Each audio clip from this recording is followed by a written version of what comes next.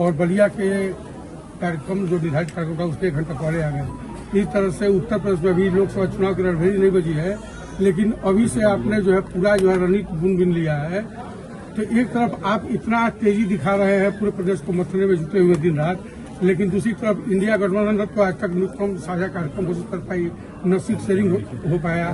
तो आप इस इंडिया गठबंधन का मजबूत घटक हैं। दुख का समय जरूर है, दुख का समय जरूर है, और अभी बहुत दिन नहीं हुए राजमंगल के गए हुए, लेकिन जिस समय पार्टी की बैठक हुई उस समय हमारी पार्टी के नेता और राजमंगल और तमाम लोगों ने यही कहा कि इस बार पार्टी को जिता करके भेजेंगे।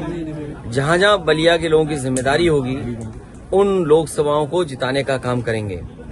जहां तक गठबंधन का सवाल है, गठबंधन में पूरी जिम्मेदारी के साथ समाजवादी पार्टी साथ है। गठबंधन में किसको कहां लड़ने का मौका मिलेगा बहुत जल्दी आपको जानकारी मिल जाएगी। एक बात तो साफ है, न केवल उत्तर प्रदेश बल्कि देश की जनता भारतीय जनता पार्टी को हटाना चाहती है। विकसित भारत का नारा देकर के गांव-गांव वैन या गाड़ियां पहुंचा करके प्रधानों से उनके बजट का हिस्सा काट करके आप विकसित भारत का सपना पूरा नहीं कर सकते। जो आपके घोषणा पत्र रहे, जो आपने संकल्प जनता के बीच में रखे, वो आखिरकार आधे अधूरे क्यों हैं?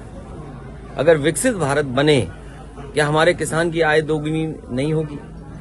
जो घर बैठा नौजवान है वो बेरोजगार है, उसको नौकरी या रोजगार मिलेगा कि नहीं मिलेगा? और फिर हमारी सीमाएं कितनी असुरक्षित हो गई हैं। अभी हाल ही में आपने देखा होगा कि देश के रक्षा मंत्री को जो घटना हुई उनके घर परिवार के लोगों से मिलने जाना पड़े। 3 लोग सिविलियंस मारे गए थे, 8 घायल, शहीद किया नहीं गए रक्षा मंत्री जी।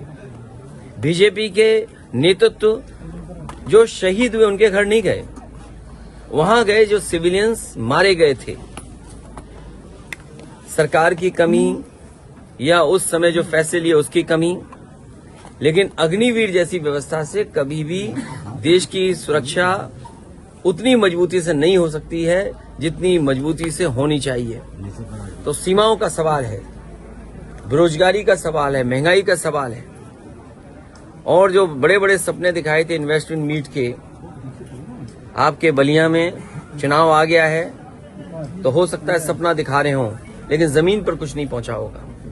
अगर 40 लाख करोड़ का इन्वेस्टमेंट का सपना देखा है और मुख्यमंत्री जी ने विधानसभा में कहा हो, तो क्या बलिया का हिस्सा नहीं रहा होगा, या गाजीपुर का हिस्सा नहीं रहा होगा, या आपके बगल का जिला देवरिया उसका हिस्सा नहीं रहा होगा? आखिरकार 40 लाख करोड़ में ये आखिरी के हमारे पूर्वांचल के जिले में क्या पहुंचा है? और समाजवादियों ने जो सड़क बनाई थी, कम से कम उसकी वजह से समय पर आ गए।